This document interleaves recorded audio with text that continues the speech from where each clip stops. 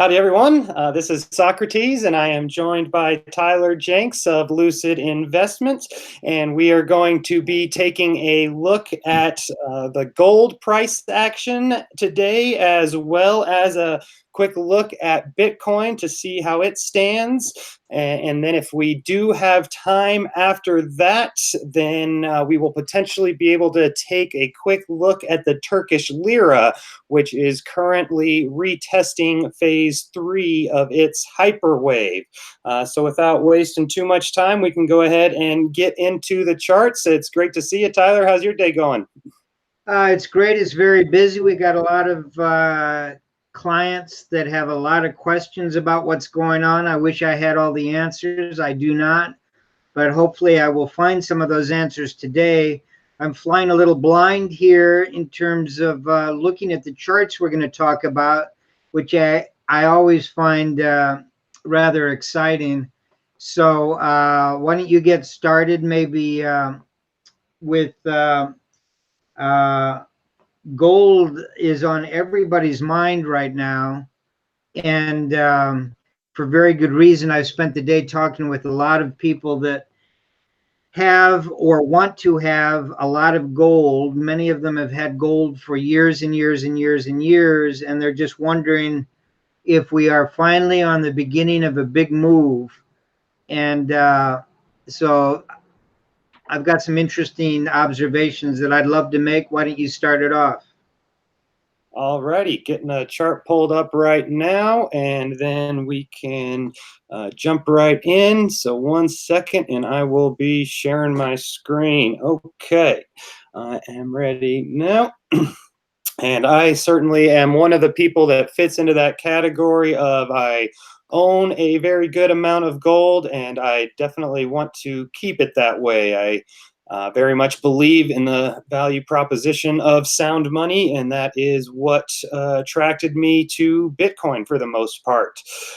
So going ahead and jumping in, this chart doesn't have too much history, so let me try to find another one. I'm wanting to find a clean chart so that we can go ahead and mark it up as we go along. So let's see if this one has any markings. It does, and that was what I was actually wanting to start with. So what I've been keeping my eye on very closely is this trend line right here.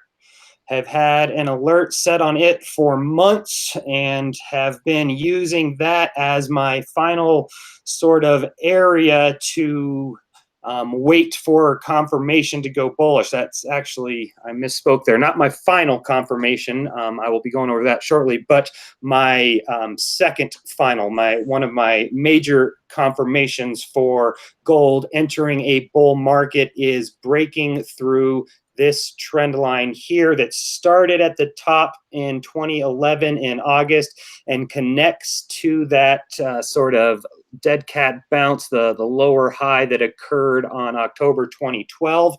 We notice how that served as perfect resistance. I mean, just down probably to the penny on April 9th, 2018.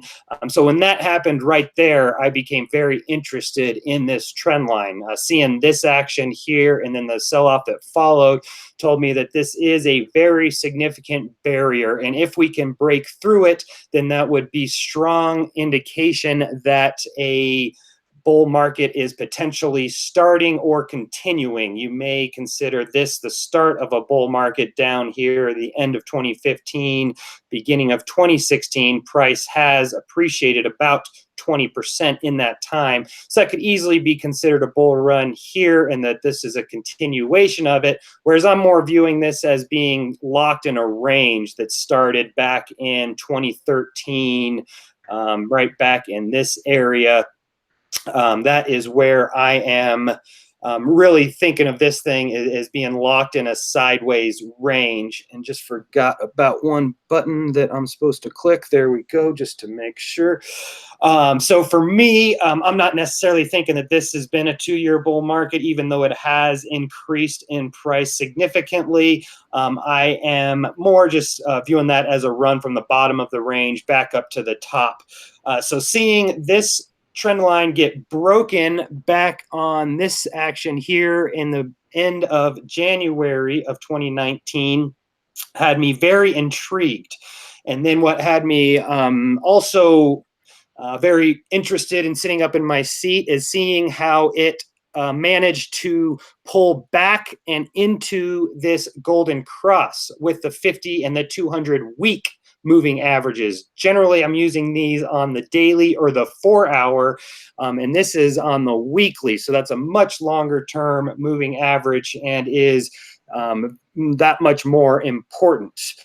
So it has been kind of confused lately. We see kind of some false signals in and out here, and that is what I'd expect when the price is trapped in a range. This is for indicating and identifying trends. Consensio is not necessarily for trading in ranging markets. So that's what was going on back here. Even though it has been confused, I am very interested in this recent golden cross because it is combined with a trend line breakthrough. I love seeing trend line breaks with moving average crossovers. That's one of my favorite things to see. So not only are we getting that, we are also getting a number of patterns that we can take a look at that we don't need quite as long a term chart. So let's pull up this right here. First thing that jumps out at me is this cup and handle pattern that we are seeing right here.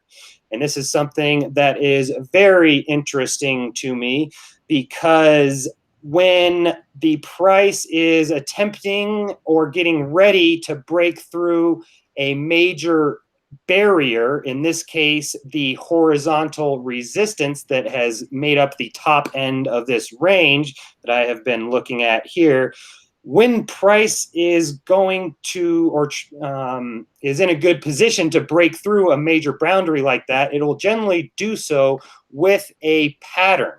And here we're actually seeing, I'm seeing a number of patterns. The first one that jumped out at me was this cup and handle.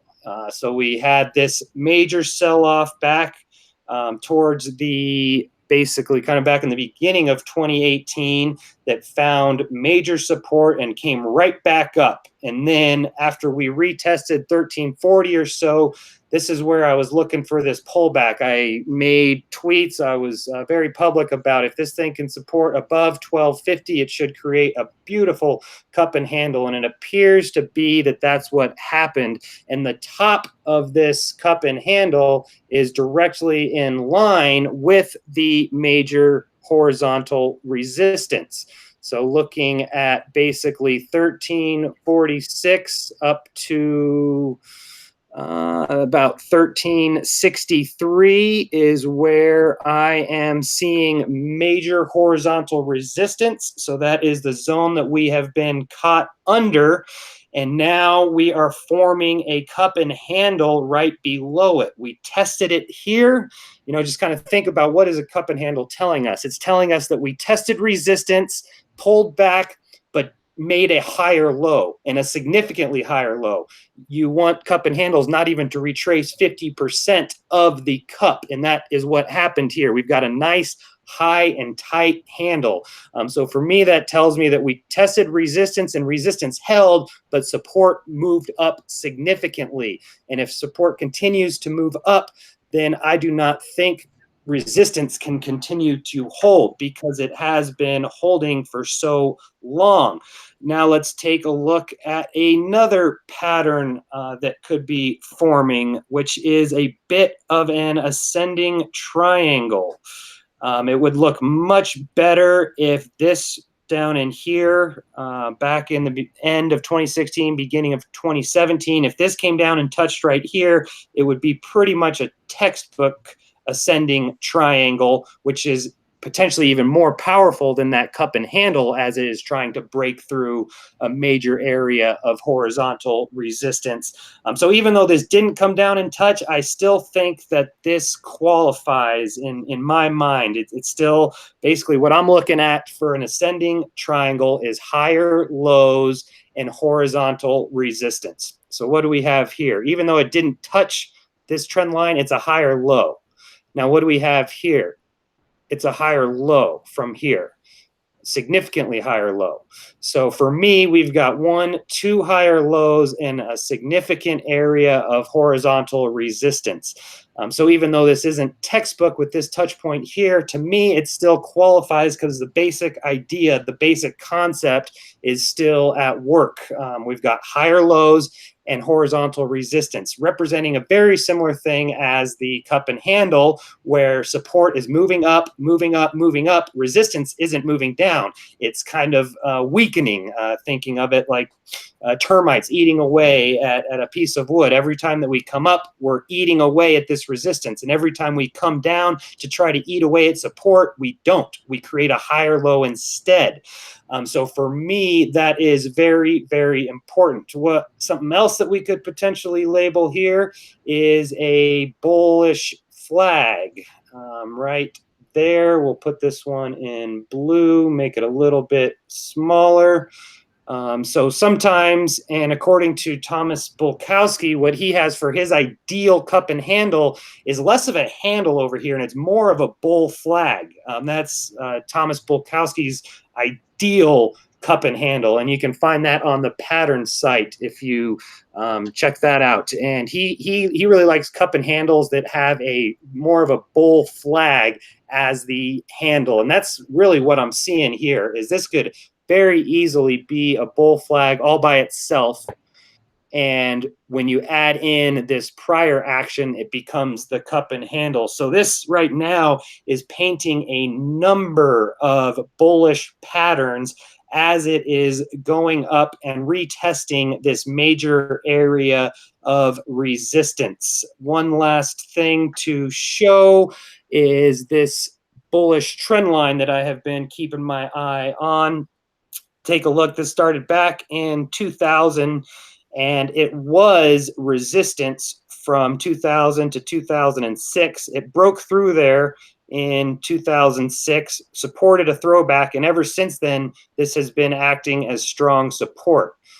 So that is something. These are the two major trend lines that I've been keeping my eye on. If this thing broke down, I was going bearish and I was selling, and I was not going to be happy about it because I love my gold. And if this thing broke to the upside, then I'm going to be bullish and I'm going to be looking to potentially add exposure, and I'm going to be waiting for one final confirmation, and that is the horizontal areas that we looked at right in from about 1340 to 1360. If we break through that area, then look out above. There will be very little resistance from 1400 up to 1600, and I would be expecting a retest of the all-time high at the about 1900 area.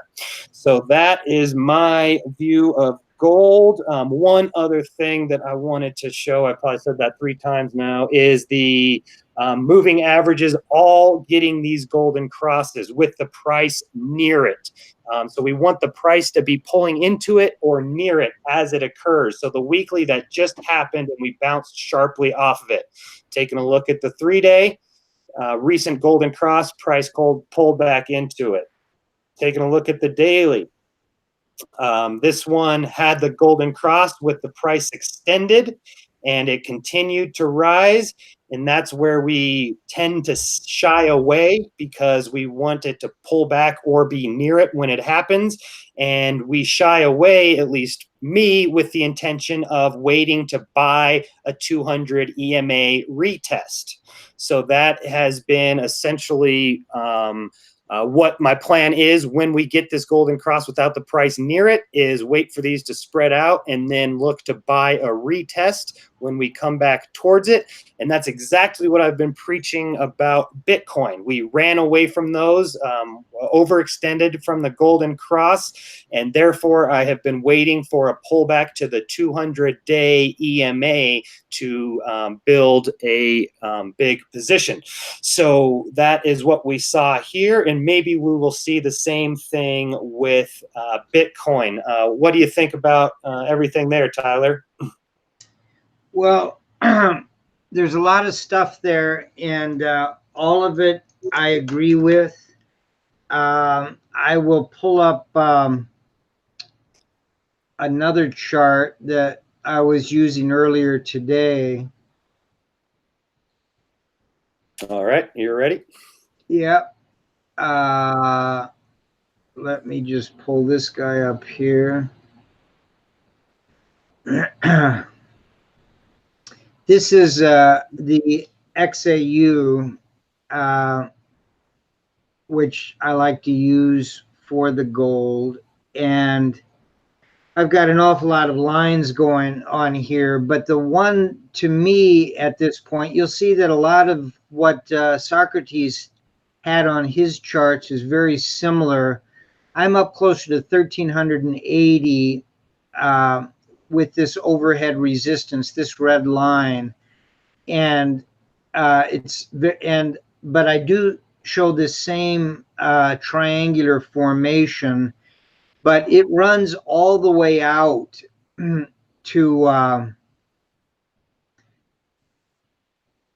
the apex of that is going to come somewhere in 2022.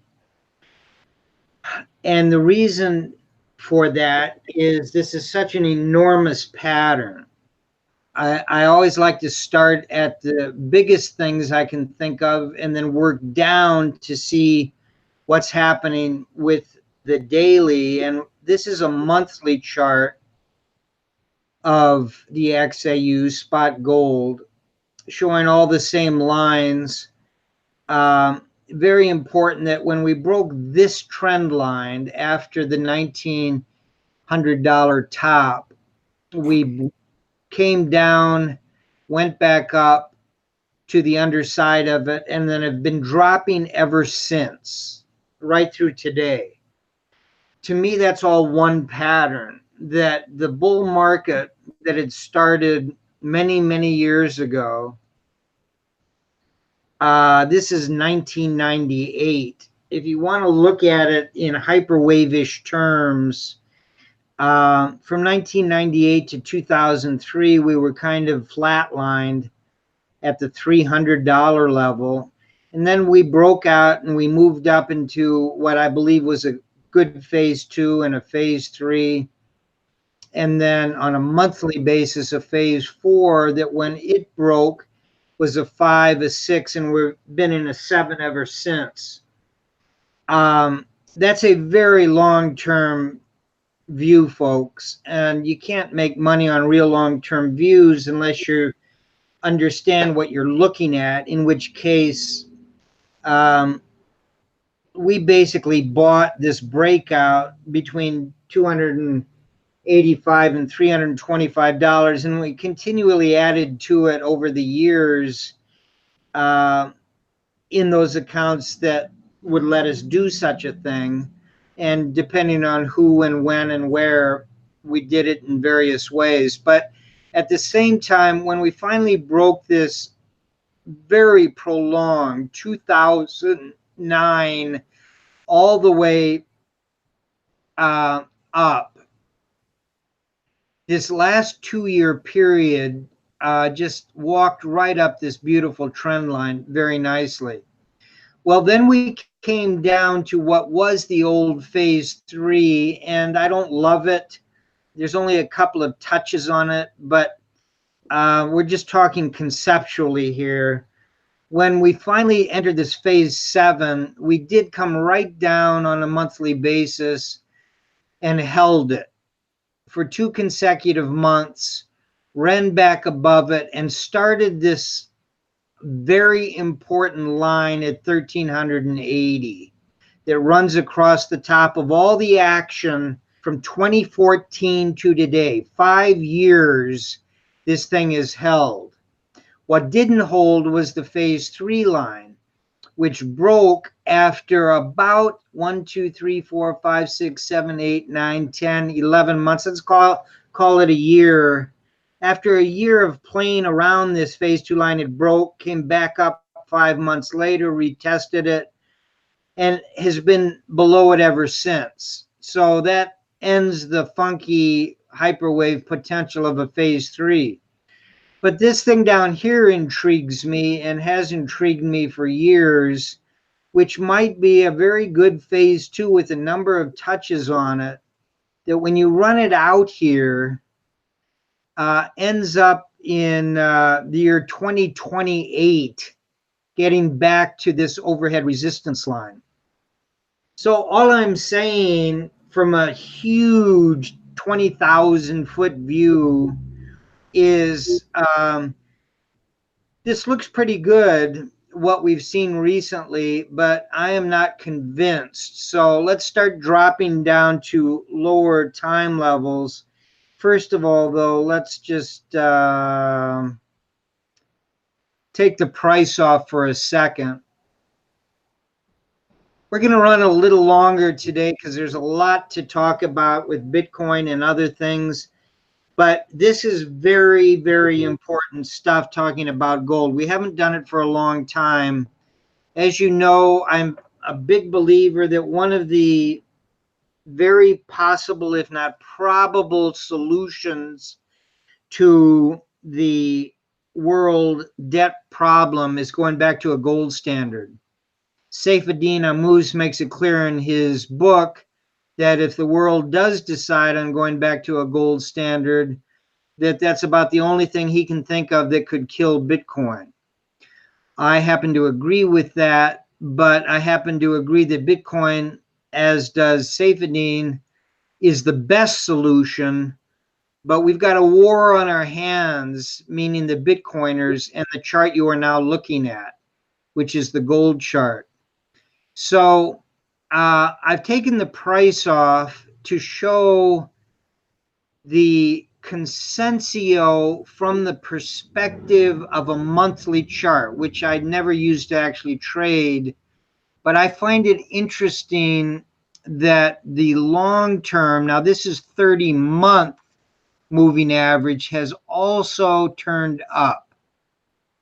It had been going down from January of 2018, 18 months ago, 17 months ago, but it did turn up in April of this year, which means from a long-term consensio perspective, we've got the long-term moving average moving up, the intermediate and the short, and all three being preceded by price, which is very good. But also notice we've seen that before. I went long on this move in 2017 up into 2018 from a consensio point of view, because the long-term moving average was moving up, the intermediate term and the short term. That's the definition of an intermediate term bullish market. On a long chart like this is actually a long-term trend when it does that on a monthly basis. Okay, I'm going to quickly go to the weekly. I don't want to spend too much time on this. Tyler, Yes. before going to the weekly, you want to throw the Copic curve on the monthly? Yep, let's do that. Go back to the monthly. Boom. Let's throw on Copic. Boom. No thanks. Oh, don't tell me you're going to play that game with me. I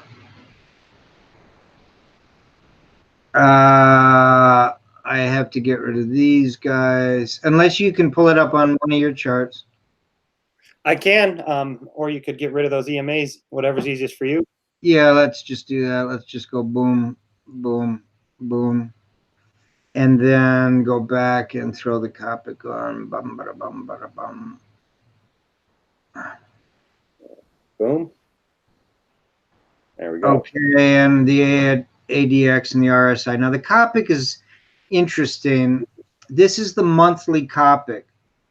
And it did bottom back in 2014 and then has been moving up until recently. It peaked in 2016. Excuse me.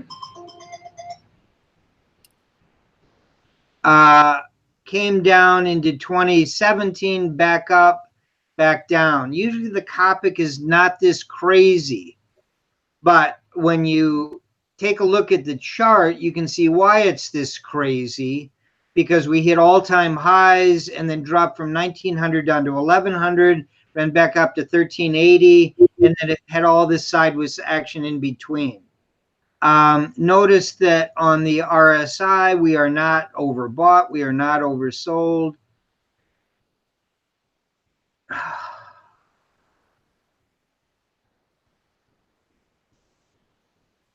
We're right in the middle, in the 50s. We never got oversold here. We were overbought at the peaks that we had throughout the 2000s into the big sell-off that we had after we hit the ultimate peak. But that looks like there is an enormous amount of room on the upside from this level. And the last one is the ADX, which has been going down forever and is sitting around the bottom and has not really turned up at this point. So all of them are measuring different things over different time periods. They're giving you different kind of readings than you would expect on the shorter time frames. Let me Is the copy getting ready to signal with looks like it's getting ready to cross zero? Is that maybe a little premature? That was on the monthly? Yeah. It looked like it was just getting ready to cross. Yeah, it is. But usually what you do is you want it from a -20.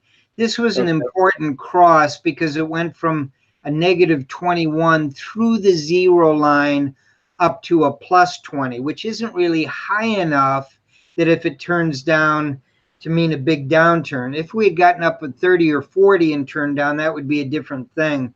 But this is ready to cross the zero line, and whenever you do that, you're in better territory, but I wouldn't consider that to be a buy signal. Since it didn't come from -20 and it's testing zero, are you now looking for it to cross a higher threshold? Like, are you waiting for the Copic to say cross 20?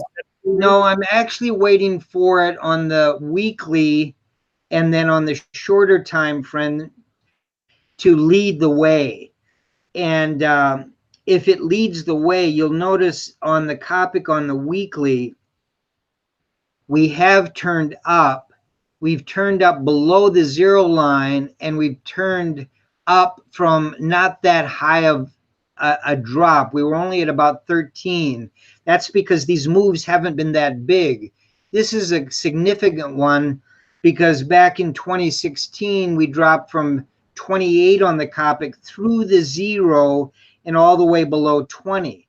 So that kind of saying that in 2016, on the price action, that this drop was significant, and the turn up from it then signaled that this big downturn was over, this big upturn was over, and now things are settling into a sideways movement, which is what you were talking about with your analysis, that this is really, even though there's some interesting things going on technically with what I consider to be a not only the cup and handle on the far right, but a inverse head and shoulders, with this being the head, this being the left shoulder, this being the right shoulder. The right and the left are almost exactly the same size, and the neckline is precisely the same at the 1380 level.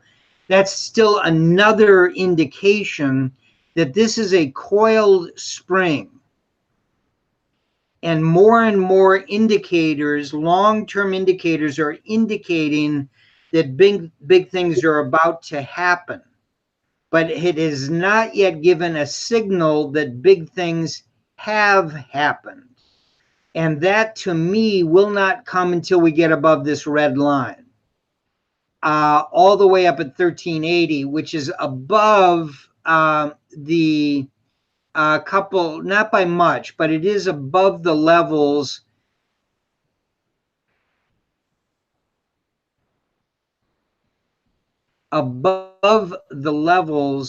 that Socrates was talking about by a smidgen. He was talking the 1320 to 1365 area. I'm not interested until we get up to 1385. And even that, Tone is talking about 1400, and I feel a little better about 1400, but I will be buying as it crosses through 1380. Now notice this is 1375. 1 wick, 2 wicks, 3 wicks, almost 4 wicks. An actual penetration on 2 consecutive weeks, not only with the wicks, but the bodies closing on the first one before dropping away. Another wick right here.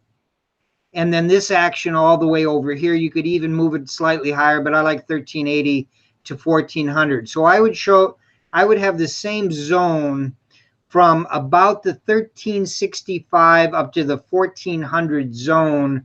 I think is going to be massive overhead resistance. But I agree with all the short and intermediate term analysis. And when you are down at the weekly basis, we've got even Consensio screaming that something wonderful this way comes. And if I was a betting man, which I am sometimes, this to me looks very bullish. We have not put on any gold trades. And we have not put on any gold trades mainly because this move in the last 2 weeks has gotten away from us. It's coming in such a way that I think what is very important is this setup trend line that we blew right through yesterday and today, and in both times we pulled back and closed below it. That's number one. Number two is I'd like to see a close for the week above these high closes. Right now the body's above it, but we've still got several days to go before we get a weekly close. Also, we do have a 2 green 2 above a green 1. There's an awful lot of stuff lining up that Socrates talked about that I'm now showing you that lead me to believe we are going to start getting back into the gold market, and possibly in a very big way. My thinking is that that is not good for Bitcoin. I can't prove that. That's just my thinking. I want to throw it out on the table. I think if gold begins to move, number one, on the inverse head and shoulders, we've got a target up close to 1600. I agree with Socrates. If we get up close to 1600, there's no stopping us at the old high at 1900.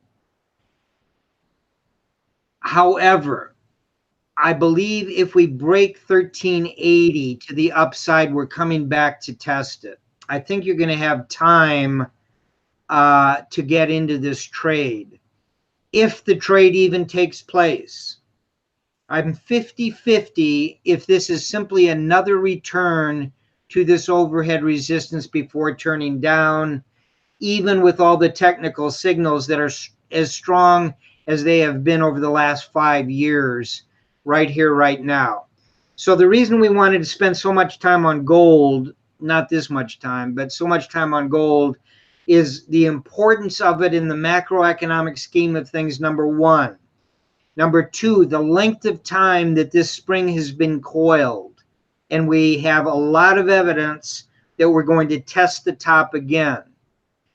But very importantly, because Bitcoin is also in the mix, we've got both this gold move, this intermediate term move, as well as the Bitcoin intermediate term move, moving together in the same direction at the same time. I, for one, don't believe that can last very long. I think there will be a winner and a loser here.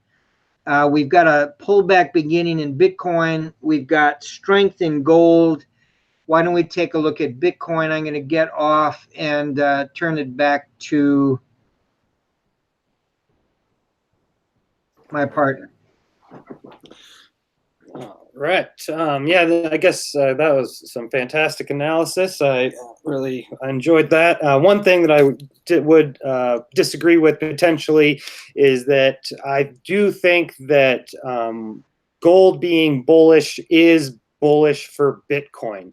I do kind of view both of them as being very similar asset classes, and perhaps not necessarily correlated, but in the sense that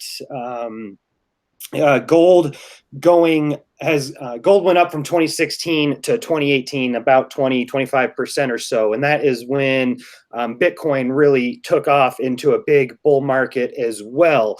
So it moving up during that time didn't harm Bitcoin, and maybe even that sort of environment where people are interested in buying gold is a good environment for people buying Bitcoin, since it is a similar value proposition. And I do think that it is too early for them to be competing with each other. I do completely agree with you and Saifedean in the sense that a return to a gold standard would be potentially the number one thing that could be done to limit the success of Bitcoin. I do agree with that. However, I do think that it is a very kind of unique perspective in that most people aren't viewing it that way. Most people that are interested in gold are not really interested in Bitcoin just yet. I do think that there's two pretty exclusive markets. Most people who are interested in Bitcoin don't also own gold.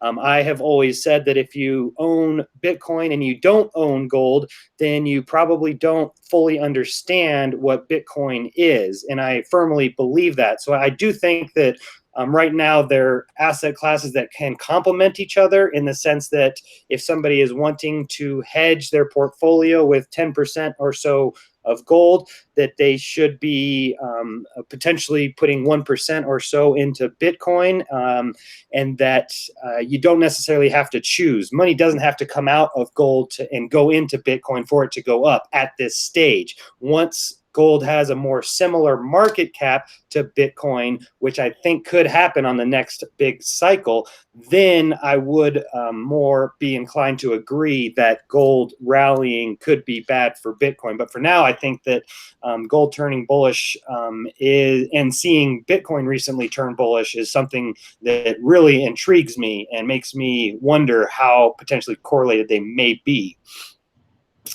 And I will be pulling up a chart. If you have anything to respond there, go for it while I get my Bitcoin chart up. The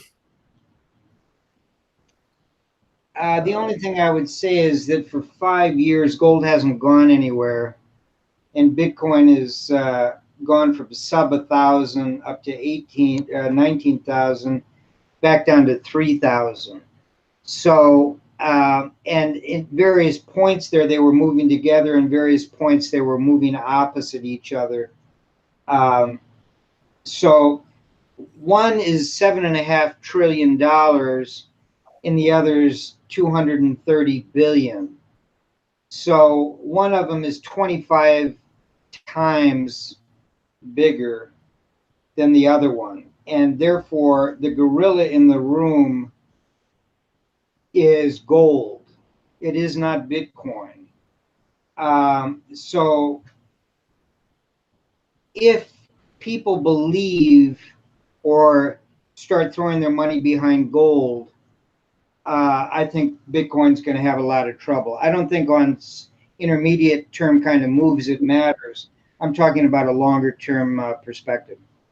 Interesting. Thanks for clarifying there. And I was definitely more thinking about a short to medium term perspective myself. So it looks like Bitcoin's been moving while we've been on air. And I can go ahead and take a look at what we left off with. So yesterday, I had drawn this arrow. I drew another arrow that I will redraw here to once I get the chance. So basically, I was looking at support from the 200 EMA on the 4-hour chart. mentioned that I had bought a little bit in here due to waiting for this test. We have not tested this 200 EMA on the 4-hour chart for a very long time. Almost tested it here, but we really haven't touched it since the price was below 4,000. So whenever the price is overextended from a moving average for an extended amount of time, that's something that is very important to me and tells me that we are needing to kind of revert to the mean. And a reversion to the mean can represent a great opportunity to go ahead and bet on a continuation of the trend. And that's what I did by buying a little bit here, saving the majority for the moving averages on the daily, and kind of mentioned that even though we started to bounce off of this, I still wasn't feeling very optimistic that this was the actual bottom. And the main reason was due to this 50 EMA rolling over quickly and turning down hard and being in confluence with this horizontal area of resistance that I'd identified from about, we can bring it all the way down even to this 8,200 area. And that goes up to about 83.50. So I am going to adjust that a little bit. I did clarify yesterday that the how big I was expecting this to bounce would be contingent on how long it takes, because the longer it takes, the more this 50 EMA has a chance to roll over and trend downward. So the longer that this consolidates down here, the more this moves down and the lower the bounce would be expected. So I do adjust my predictions based on the moving averages changing and time passing. So that is something to be aware of. I would now be expecting a slightly smaller bounce. This has been moving down over the last day pretty significantly. And that's where I would expect us to retest before continuing down, is kind of the most likely scenario that I'm seeing, and have identified a potential couple trend lines here that I will be watching for maybe making a parallel channel. We have 3 touch points for the bottom end of that, so I'm really liking how that's looking. The top end is still a little bit fresh with a couple touch points that are a little subjective there, but that's looking good. And that is another reason why I was expecting a bounce up to about the $8,200 area. We tested the bottom end of this channel. We are appearing to find support from the 200 EMA and the horizontal zone that I had drawn out. And now I would expect, just based on how parallel channels tend to progress, is a bounce back to the top of the parallel channel. And that's where, that's again why I like these moving averages so much, is they will tend to be in line with the trend lines that I have drawn. This is a great example of when you roll over and start a new sort of bear channel, or it looks like you are, seeing this 50 EMA roll over and be relatively in line with the top end of that channel is something to me that's very intriguing. So there would be a huge confluence of resistance if we can bounce back to the 8,200 area, coming from the top of this channel, coming from the 50 EMA, coming from horizontal resistance. So this, I think, would be a potential selling opportunity, a place to just take a little bit of profit from this purchase and or exit from any purchases that were bought up in this area. And that's where I will be keeping a close eye on this 9 EMA. Take a look at how well it has been acting as resistance. We came up and tested it here, failed to close above, tested it again recently and got above it, but failed to close above it. And then we rallied significantly above it. And now, just in, I think, this last hour or so, we have been pulling back down below it. Yep, sure enough. And then look on the hourly how the 50 EMA was what acted as resistance there. So very interesting. And then seeing the 200-hour EMA in line with the top of the channel, like seeing them all line up. So here I will be looking for a close back above this 9 EMA as the basically kind of checkpoint that if that happens, then everything is still on track for this bounce. If we continue to struggle to close above that, and instead we close below the 200 EMA and stay down there long enough for this 9 to make a bearish cross with the 200, then that would be something that really changes my outlook and would make me think that we're in for a much sharper correction instead of a more trending sort of pullback. So for me, I will be still expecting a bounce up to here and then using this as a swing target and a way to draw the sort of progression based on how quickly it moved from here to here. That's what I would expect to follow. That's just basically a swing target. That's how much it moved on the last down move. So if it does come up to here to retest, then that is what I would be expecting, is another swing low to come back and retest the bottom end of this channel. If that does occur, that would be at about 69 or so. I do have bids placed at this area. It is in line with this area of horizontal support. And then this bull trend line is something else that is very important to me. If I had a gun to my head and I had to say what I think is going to happen, I'm not betting on it, but I just have to make a prediction. I think that we will basically bounce up here, pull back down to this 66 area and hold this trend line here. That would be an area where I'd be very interested in piling on. And that would be just a gun to my head sort of prediction, would be pulling back to that area and then going on to create a new high. It's much too early to make that call. First, we need to see what's going to happen up in here and see and then progress from there. But I am very interested in this trend line down here and the confluence of horizontals meeting this bull trend line in the bottom of the bear channel. So that's what I'm looking at on Bitcoin. One other thing that I just realized was a potential Selgin setup on the 4-hour chart for Bitcoin. There was somebody in the Telegram chat. I'm gonna quickly see if I can find who it was. I try to give credit when I can, and I am not able to find it right now. I apologize for that. But somebody identified, I think using the 1-hour chart, a potential Selgin setup on Bitcoin. It might have actually been on Twitter, and that is not important right now. But let's take a look at what we've got for a potential buy signal on the 4-hour using Selgin. Starting with a 5 right here. Got a low between a higher low and a higher low.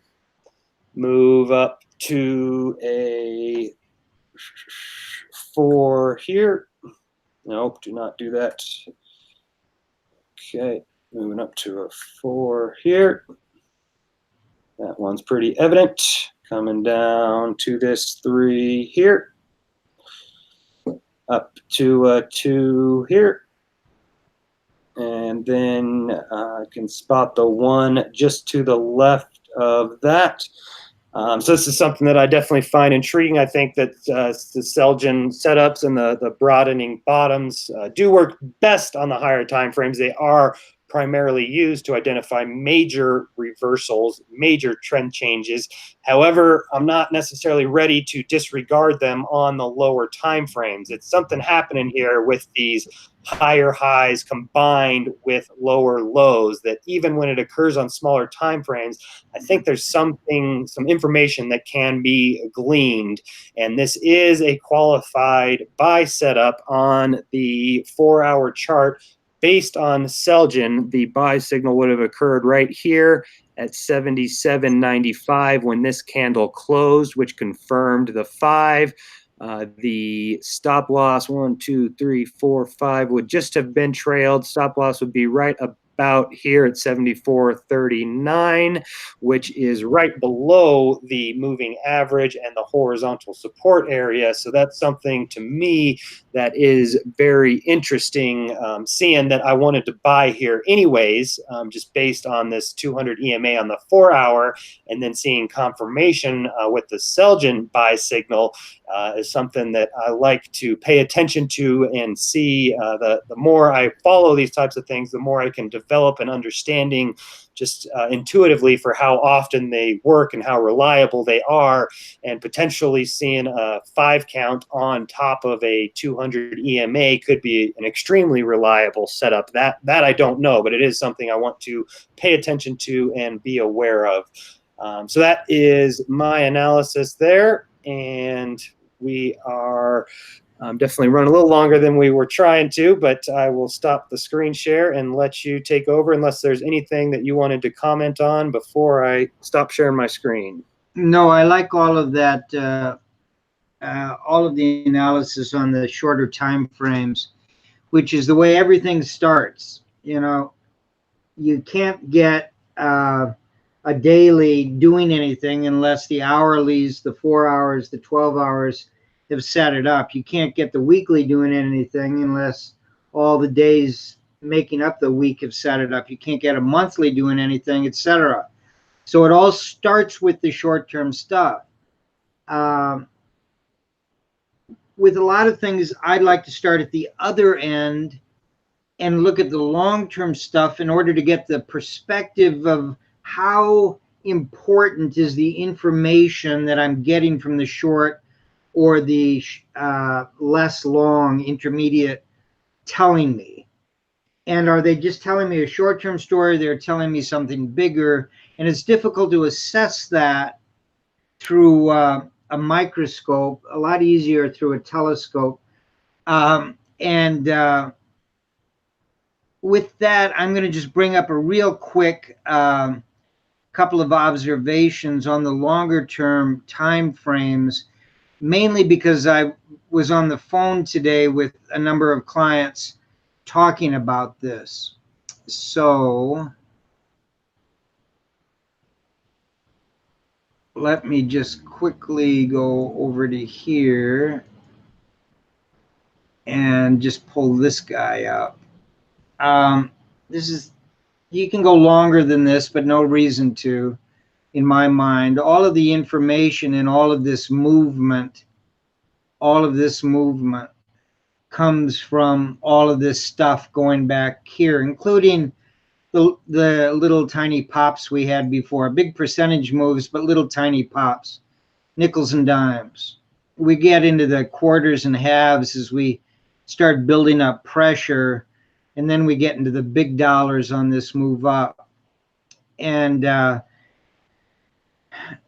so let's take a look at what this thing is saying. I think it's intriguing that this phase 2 trend line, which is no longer a phase 2 trend line because it broke right here at 6,000, but it is still a very long, for this pattern we are now looking at, a very long angular trend line. We cut through it like butter, basically speaking, on a weekly basis.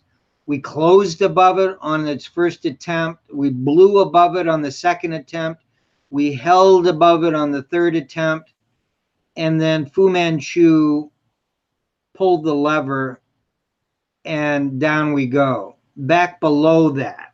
Now, how significant is it? Well, not very, except it is a 2.5 week test above that trend line, but it failed to get above the very important setup trend line, except on a wick basis. But that was enough to slow it down, you know, down big fella, whoa silver, and then boom, fall out of the saddle.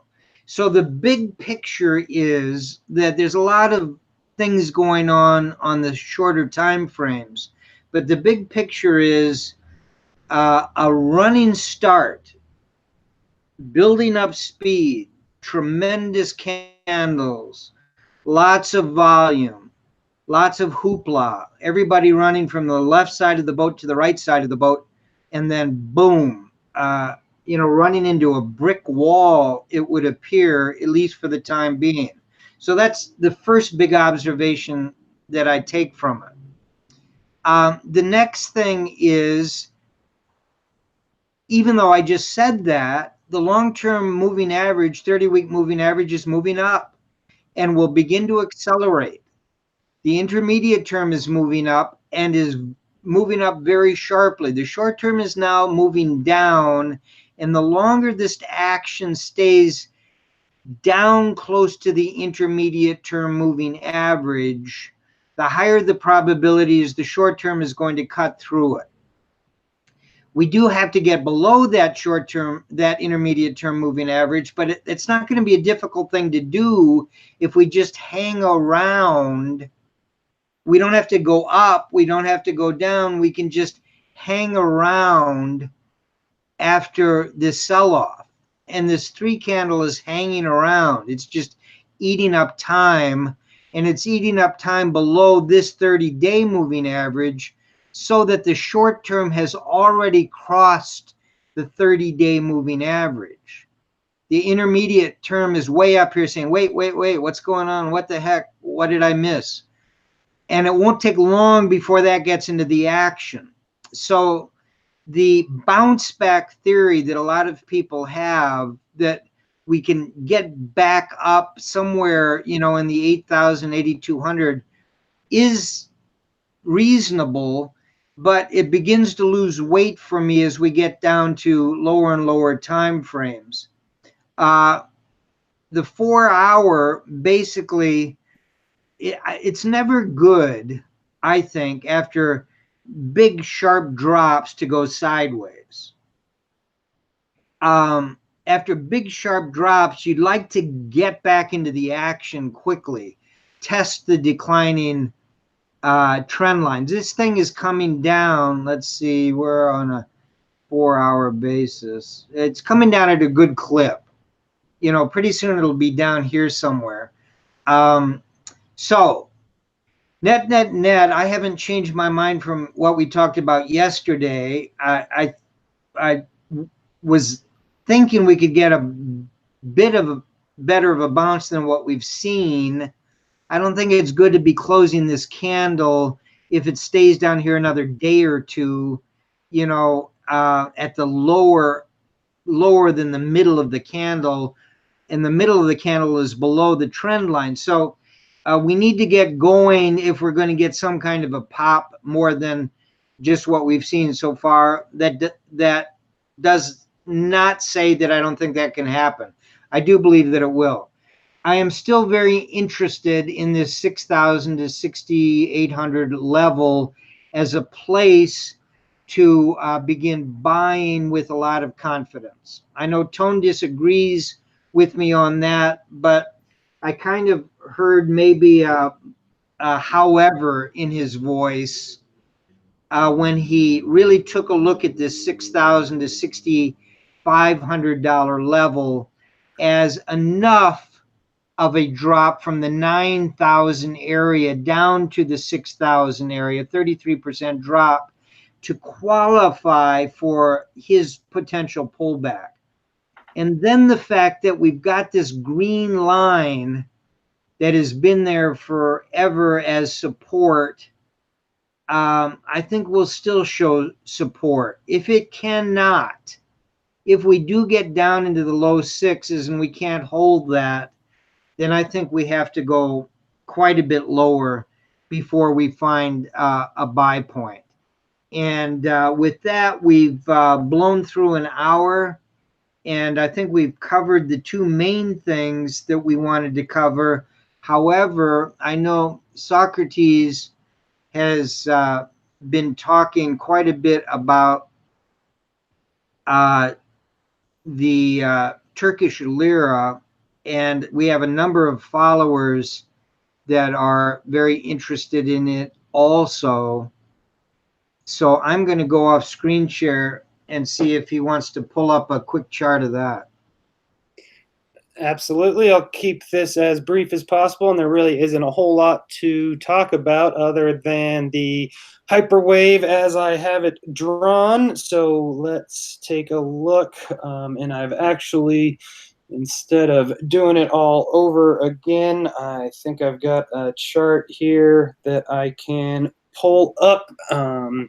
So hang with me for 1 second, and I will get that chart together. Okay, I'm going to be pulling over my Twitter. I just had a tweet about this, so we can take a look at it very quickly. So really all that we need to see is this phase one back in here. Followed up by a clean phase two right here. And then this is the phase three that I have had drawn. I was publicly buying it back in this area here. And now I am seeing, as price has progressed, I have been keeping my eye on a potential retest of this trend line as an area to go ahead and add some more.